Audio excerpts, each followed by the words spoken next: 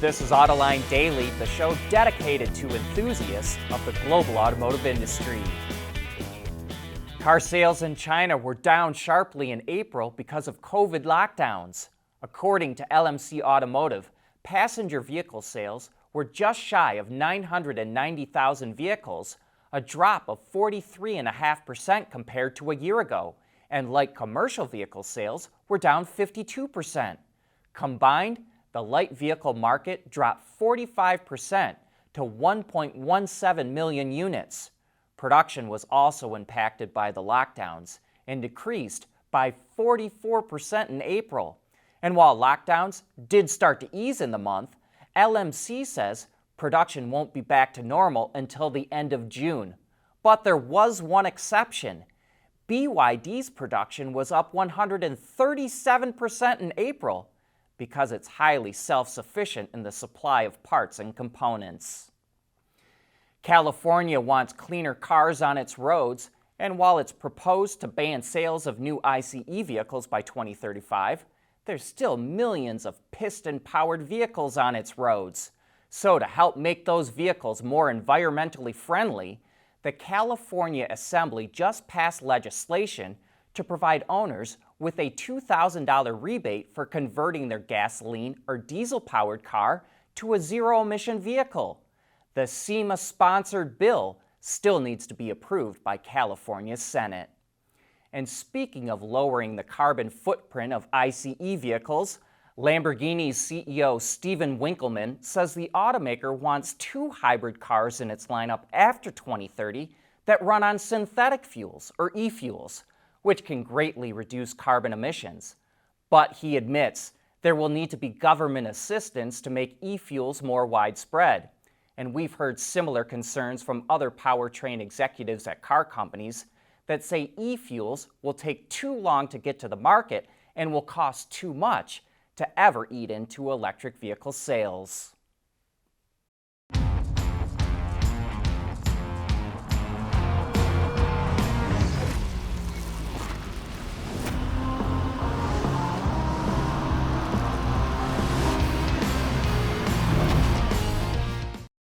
We want to know what drives your testing. OTA, connected car, diagnostics, remote testing. Intrepid Control Systems is here to help you work from anywhere. Intrepid Control Systems, driven by your data. You're going to see a ton of coverage about Toyota and Lexus all over the media today. And that's because the American arm of Toyota is holding its national press rollout this week at its headquarters in Plano, Texas, with media from all over the country. And here's some of the highlights that we've learned so far. Toyota confirmed that the GR GT3 concept car from Gazoo Racing that was shown in January this year is getting productionized. So we'd expect to hear about an actual production date when the manufacturing engineers get their job done. Lexus gets an all-new RX, the crossover that created the luxury crossover segment nearly 2 decades ago. It gets an interesting variation on the Lexus spindle grille that blends a bit more into the body, and customers get 4 powertrains to choose from, including a 2.4-liter gasoline engine, a 2.5-liter hybrid and plug-in hybrid, as well as a 2.4-liter hybrid with more performance for the RX 500h. That powertrain spits out 367 horsepower and 406 pound-feet of torque and is expected to deliver 26 miles to the gallon. Most interestingly, it has a rear E-axle for all-wheel drive. Lexus also showed us its first BEV, the RZ450e. It's the Lexus version of Toyota's BZ4X. Note that it too has an interesting variation of the spindle grille, but not as interesting as the one on the new RX. One thing that will be different from the Toyota version, though, is the yoke steering wheel. And this should be better than other yoke designs because it's a steer-by-wire system with only 300 degrees of steering wheel travel, and it's speed sensitive. That means you shouldn't need any hand-over-hand turning of the steering wheel. While the RZ450e is the first BEV from Lexus, it says its entire lineup will be electric by 2035. It also showed some concept drawings of what those cars may look like. That includes some very swoopy 2- and 4-door sedans, which we think look like they were inspired by Porsche's Mission E. Toyota revealed that production teams have been modifying Sienna minivan platforms that can be sold to mobility providers. The modifications include a new vehicle control interface that allows the vans to be compatible with third-party autonomous technology. Toyota has already delivered examples to customers Aurora Innovation and May Mobility. We also got to drive the all-new Toyota Sequoia full-size SUV, and while we'd love to tell you all about it, that info is under embargo until next week. At Schaeffler, we pioneer motion. Electrifying mobility, manufacturing smarter, reducing CO2 emissions, making energy production clean. Schaeffler pioneers motion to advance how the world moves.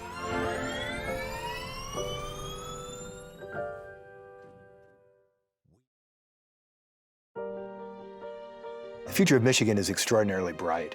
We have such incredible assets, and I think more and more we're realizing how to put those together in a way that's going to help this state really help lead the nation as we go forward.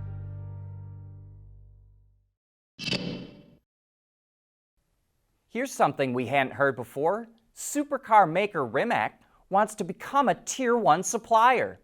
It recently kicked off a new funding round that raised €500 million that it will use to speed up development of technology for global car manufacturers. Rimac currently makes high-performance batteries and e-axles that are used by Koenigsegg and Pininfarina, but it also owns Bugatti, has a partnership with Porsche, and Hyundai and Kia gave it €80 million to develop high-performance EVs and fuel cells. Porsche was part of this newest funding round, but it also included other non-automotive companies as well, like SoftBank and Goldman Sachs. After years of sketches, teases, and tests, here's the production version of the Mercedes-AMG 1. For a quick refresher, this is the 2-seat hypercar that features Formula One tech, gobs of horsepower, and is still street legal. On the gas side of the equation, there's a turbocharged V6 engine that makes 574 horsepower, which doesn't sound all that impressive, but at 1.6 liters, it makes an astounding 359 horsepower per liter. But it's not done there yet. It also features an electric motor on the crankshaft. There's the electric motor on the electric exhaust gas turbocharger, and 2 electric motors that drive the front wheels. Put it all together, and the Mercedes-AMG 1 makes 782 kilowatts, or over 1,060 horsepower.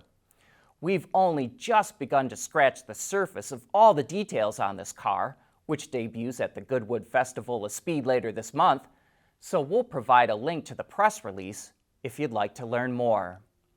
But since only a handful of people will ever know what it's like to drive that car, let's get back to something a little more our speed. And here's the all-new BMW X1. Styling-wise, the lighting has been thinned out, the twin kidney grille is bigger and a little more upright, and the accent elements around the lower fascia and rocker panels are more angular than before. The interior is highlighted by 2 screens combined into one curved display, and we'd note that it looks like most of the controls have been moved to the end of the center armrest. We talked about the all-electric version recently, the iX1, so let's fill in some details. It will have 2 electric motors that combine for all-wheel drive and an output of 230 kilowatts or 313 horsepower, and it will do 0 to 100 kilometers an hour in 5.7 seconds. While no word on battery size yet, BMW estimates range between 413 and 438 kilometers, which is 257 to 272 miles. There will also be gas, diesel, mild hybrid, and plug-in hybrid versions of the X1, depending on the market. The new BMW X1 will start its launch in October. But that's it for today. Thank you for tuning in.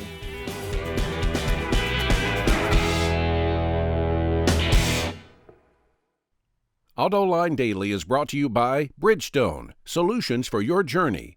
Intrepid Control Systems, over-the-air engineering, boost your game. Scheffler, we pioneer motion. And by the Michigan Economic Development Corporation.